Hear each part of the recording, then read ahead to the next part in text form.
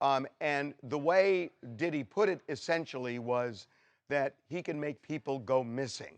And she was asked what she thought that meant, and she said that he would kill people.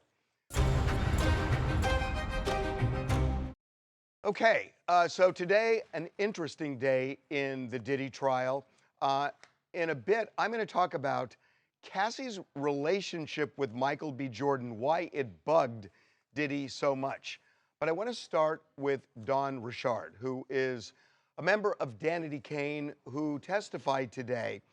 And I found this really interesting. She was talking about things that she witnessed between Diddy and Cassie, specifically the violence, and that she was warned not to tell anybody about it because Diddy knew Dawn knew. And the way Diddy put it essentially was that he can make people go missing. And she was asked what she thought that meant, and she said that he would kill people. So that had an impact, although again, was that hyperbole? A lot of people say, I'm so mad I could kill you. That doesn't mean they're going to kill them. And you could definitely view that as a threat, but it doesn't mean that people have actually gone missing. At least so far, we have heard no testimony to that effect. I found it really interesting that Dawn, in some ways, echoed what Cassie said on the stand, which is there was this power dynamic that was so askew between Diddy and people who worked for Diddy, like Dawn, like Cassie, and like others. I am not sure how far that's going to get prosecutors because, yes, he definitely had that power dynamic. But at the same time, Dawn and Cassie and others were clearly getting something out of that relationship themselves. So it's not like a husband and wife, where a husband is dominating a woman who has no options, who has nothing to allow her to exercise a talent or anything like that. I mean, Cassie benefited from this relationship. I don't see how you can argue she didn't. And so did Dawn. That doesn't mean there wasn't a power dynamic. There was a power dynamic. He had a lot of control over them to the extent they were in his orbit. But when you try to convince a jury that somebody is in a relationship where they are just trapped, but they're benefiting career-wise, financially, and maybe in other ways as well, that does not always work. It's not the same as that kind of classic husband-wife power dynamic. So Dawn was testifying about a couple of really interesting things. She talked about a guy named One Stop, who was the guy who supplied Diddy with lots of drugs, ketamine, cocaine, Molly, weed. And Diddy would get a Louis Vuitton bag, one of those bags, a toiletry bag, and he would put the drugs in there, take it all around the world. And then she was asked, well, did you ever see Diddy pay One Stop money? She said yes. But on cross-examination, they said, you told the government you never saw Diddy pay money to One Stop. And she said, look, you know, I don't remember that. And it's true, witnesses sometimes don't remember. That's an important part for prosecutors because it goes to racketeering, which I'm going to talk about in a minute. She also mentioned guns. She said she has seen Diddy carrying guns around his waist. But then she was asked, did you ever see him brandish a gun? She said no. Did you ever see him shoot a gun? She said no. And again, the specter of all of this is racketeering. I spent a lot of time over the weekend thinking about racketeering. And honestly, I ended this weekend thinking prosecutors could have a problem here. If the jury believes that they are out to get Diddy, that prosecutors just want to find something to nail him, and they reach to racketeering, which is typically organized crime, which is typically like the mafia, where you have a crime organization. And here you have a situation where Diddy is I mean, Diddy is braggadocious. He's threatening. He may be doing things that are really illegal, certainly with drugs, with domestic violence, all of those things illegal. But is it racketeering? And I don't know that the jury is going to say yes. And this is an individual being charged with racketeering.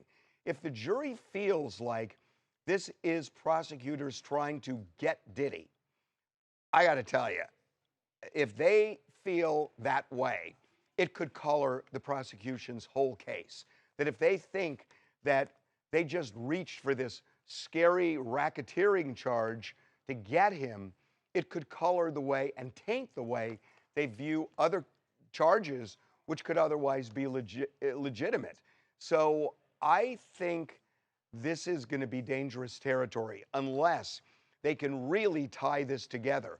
I did not see that with Dawn Richards, and frankly, I didn't see it with Cassie when it came to racketeering. Again, we are only 1 week in. They may have many other witnesses who try to tie this together, but I think they tried with Dawn especially, and I just didn't see it. They submitted more evidence today of domestic violence. They talked about Dawn, and they said that Dawn once saw Cassie so badly beaten, her eye was swollen, and Cassie had to go to an event with Dawn in Central Park. And Dawn wore sunglasses, as did Cassie. Cassie wore it to cover her eye. They asked Dawn, "Why did you wear sunglasses?" And she said, "Solidarity," which I think is powerful. But again, it's domestic violence. He is not being charged with that. Now, there was a witness who was Cassie's former best friend. Her name is Carrie. And this gets into Michael B. Jordan. So Carrie was saying that Cassie had been filming a movie in South Africa. And Michael B. Jordan was there, and there apparently was some flirtation going on. Now, Carrie said she never saw Cassie with Michael, but Diddy felt there was enough smoke there that he got extremely jealous. I don't know what that has to do with this case. I mean, this case is about the interstate transportation of sex workers. It has to do with coercion. It has to do with racketeering. And we're hearing about Diddy's jealousy about Michael B. Jordan. We're hearing about Cassie's jealousy toward Kim Porter. But draw a straight line here. What do those things which are here have to do with the lane in which Diddy is being prosecuted? I'm having trouble with this. And it feels a little bit all over the place. And have they proved that Diddy is a domestic abuser? I think they have. I don't think there's much of a question. I mean, we've seen the 2016 tape, that's enough. But you heap on that the photographs that the jury saw today, they saw over the last couple of days, where Cassie had a busted lip, she had a swollen eye. They're brutal, they're awful. But again, that's not what this case is about. And when the jury sits down, somebody among those 12 are going to say, yeah, he was a domestic abuser, but here's the jury instruction. Here's what we're supposed to find. And why did we hear all this stuff about domestic violence? At a point, if they feel it was done to dirty him up, again, that could backfire. And that somebody on that jury panel could say, they're trying to make him a monster so we convict him and ignore the requirements, the elements of the various charges. I'm not saying they're going to do that. I'm just saying the more we hear about domestic violence, the more we hear, one of the workers testified at Bad Boy, former worker. He worked 20 hours a day, 6 days a week. Well, I'm sorry about that, but what does that have to do with the price of beans when it comes to these charges? I don't know what that has to do with anything, but this jury is trying to process all of this disparate information. And ultimately, a good case is a story. I'm going to tell you a story that's going to have a beginning, a middle, and an end. And maybe at times I'll deviate a bit, but I will keep coming back to the main point.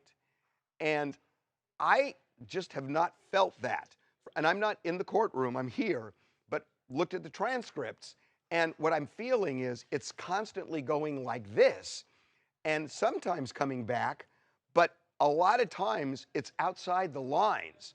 And, you know, to me, the most compelling case is a good storyteller, somebody who has a beginning, a middle, and an end. And I'm going to walk you through this so you understand where I'm going. And I feel like right now, the prosecution is kind of all over the place. And I'm not feeling that focus as much as I thought I would. So, look, we are only a week in. A lot can happen. And I will say this, that sometimes telling a story is best told at the end of the case, in closing arguments. And the prosecutor, Ms. Comey, is a great storyteller in closing argument. She has done that in the Ghislaine Maxwell case with great effectiveness, and she's real good at it. But juries also don't want to be confused at the beginning and the middle. Great to tell it at the end, but it feels a little bit confusing right now.